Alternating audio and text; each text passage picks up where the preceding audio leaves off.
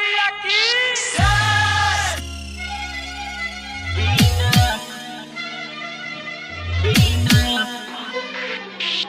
बीना बजा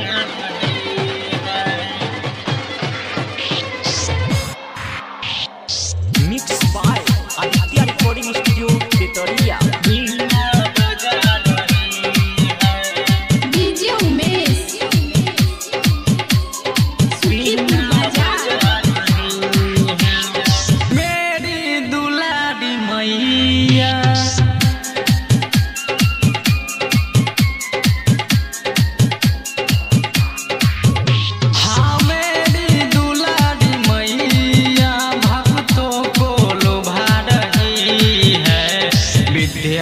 की देवी सरस्वती महावीणा बजा रही है।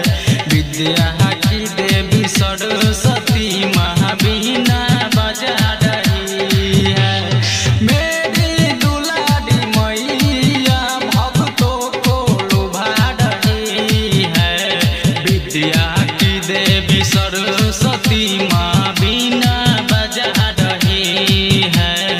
विद्या देवी सरस्वती माँ बीना बजा रही है।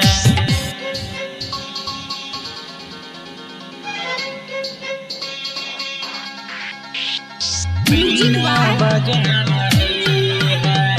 डीजे उमेश बीना बजा सुखीपुर बाजार। विद्या की देवी सरस्वती माँ बीना बजा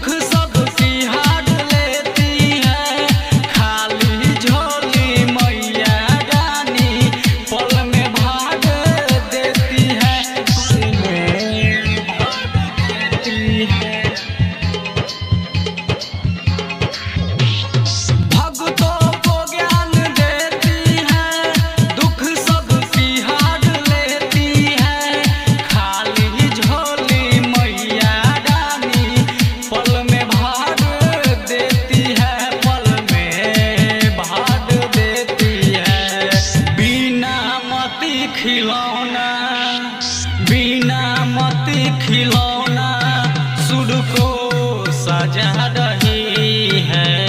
विद्या की देवी सरस्वती महावीणा बजा रही है।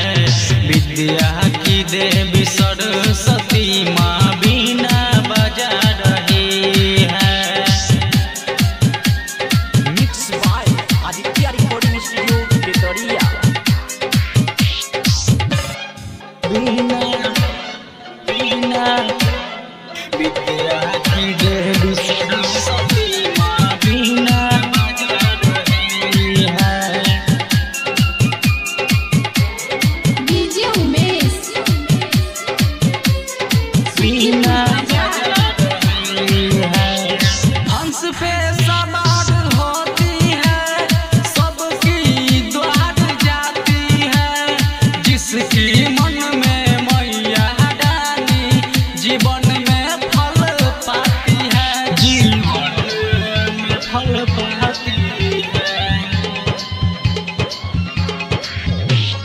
हंस पे सवार होती है, सबकी द्वार जाती है।